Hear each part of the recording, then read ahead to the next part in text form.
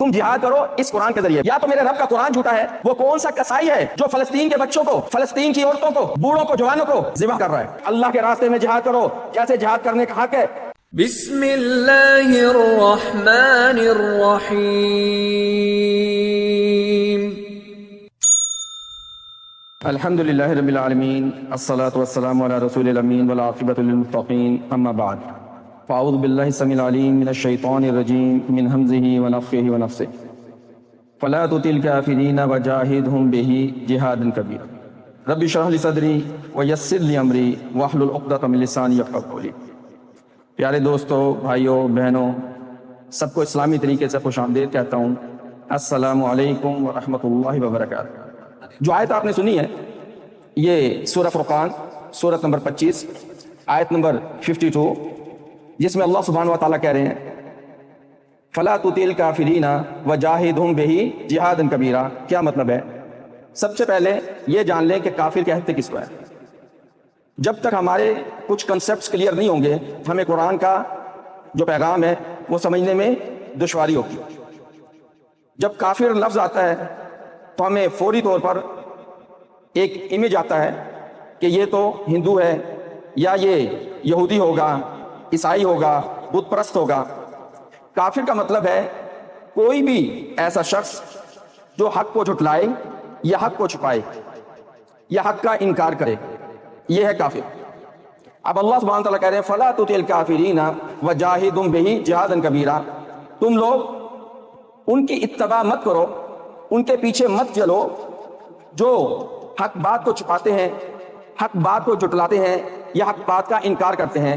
وَجَاهِدْهُمْ بِهِ، تم جہاد کرو اس قرآن کے ذریعے. وَجَاهِدْهُمْ بِهِ جِهَادًا كَبِيرًا، بڑا جہاد جس کو میرا رب کہہ رہا ہے بڑا جہاد، وہ اس قرآن کے ذریعے سے ہے، وہ اس قرآن کے ذریعے سے. جب تک یہ قرآن محمد رسول اللہ صلی اللہ علیہ وسلم کی زبان پہ رہا، ان کے ہاتھ میں رہا، یہ ایک معجزہ تھا. پھر یہ قرآن اصحاب رسول صلی اللہ علیہ وسلم کے ہاتھ میں آیا تو بھی معجزہ رہا. یہ آج بھی اسی طرح معجزہ ہے جس طرح محمد رسول اللہ صلی اللہ علیہ وسلم کے دور میں تھا، صحابہ کرام کے دور میں تھا. فرق صرف اتنا ہے اس وقت جو لوگ موجود تھے جنہوں نے اس قرآن کو تھاما پکڑا، انہوں نے ایمان کے ساتھ پکڑا تو اللہ سبحانہ وتعالیٰ نے ان کو غالب کیا. آج ہم غالب کیوں نہیں ہیں؟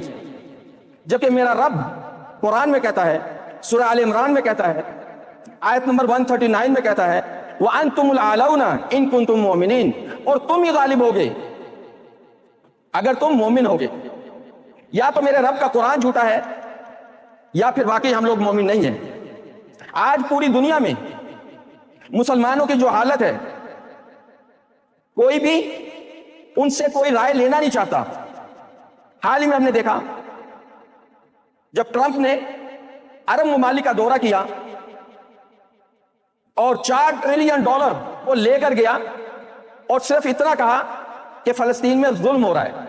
اس کی زبان سے پھر بھی یہ نہیں نکلا کہ فلسطین میں ظلم کر کون رہا ہے، فلسطین کے اوپر ظلم ہونے کی وجہ کیا ہے، وہ کون سا کسائی ہے جو فلسطین کے بچوں کو، فلسطین کی عورتوں کو، بوڑھوں کو، جوانوں کو بے دریغ ذبح کر رہا ہے. میں یہ نہیں کہتا کہ قصور بائیڈن کا ہے، نیتن یاہو کا ہے یا ٹرمپ کا ہے.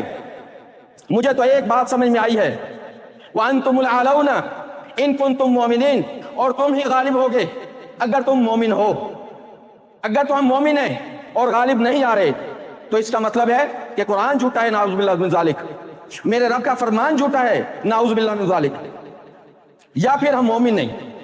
میرا رب کہتا ہے سورہ حج آخری آیت ہے، آیت نمبر 52، سورت نمبر 22، وَجَاهِدُوا فِي اللَّهِ حَقَّ جِهَادِهِ هُوَ اجْتَبَاكُمْ، اور اللہ کے راستے میں جہاد کرو جیسے جہاد کرنے کا حق ہے. اور یہ ہم جان چکے کہ اس قرآن کے ذریعے جہاد ہوگا. یہ قرآن ہے جس کو اللہ نے سب سے بڑا جہاد کہا، وَجَاهِدُوا فِي اللَّهِ حَقَّ جِهَادِهِ هُوَ اجْتَبَاكُمْ، اللہ کے راستے میں جہاد کرو جیسے جہاد کرنے کا حق ہے. هُوَ اجْتَبَاكُمْ، اس نے تمہیں چنا ہے، تم نے نہیں چنا. تم اپنی مرضی سے اسلام میں داخل نہیں ہوئے، تم اپنی مرضی سے اپنے مسلمان والدین کے گھر میں پیدا نہیں ہوئے، اس نے تمہیں چنا ہے. جب کسی کا چناؤ ہوتا ہے، کسی دفتر میں اس کو چن لیا جاتا ہے اور وہ اپنا حق ادا نہیں کرتا تو پھر نہ تو اس کو اجرت ملتی ہے، لیکن اس کو اجرت کے علاوہ دھکے ملتے ہیں، رسوائی ملتی ہے، کیونکہ اس کو چنا گیا تھا۔ ہمیں رب نے چنا ہے اور ہم نے اپنے رب کا چناؤ صحیح ثابت کیا، یا ہم نے اپنے رب کے اوپر بہتان باندھ دیا۔ میرا رب کہتا ہے تم العلون، تم غالب ہوگے، تمہیں ہم نے چنا ہے۔ اور ہم نے کیا کر کے دکھایا؟ ہم نے دنیا کے اندر عزت نہیں کمائی، رسوائی کمائی۔ جب میرے رب نے میرے نبی محمد رسول اللہ صلی اللہ علیہ وسلم کو قرآن دیا تھا، اس وقت یہ قرآن غالب تھا، میرے رب کا فرمان غالب تھا، میرے نبی محمد صلی اللہ علیہ وسلم کے احکام غالب تھے، لیکن کہیں نہ کہیں کوئی گڑبڑ ہوئی۔ وہ گڑبڑ کیا ہوئی؟ وہ کون سی وجہ ہے کہ نہ تو مسلمانوں کی دعاؤں میں اثر رہا، نہ مسلمانوں کی صداؤں میں اثر رہا، کہیں نہ کہیں کوئی ملاوٹ ہوئی۔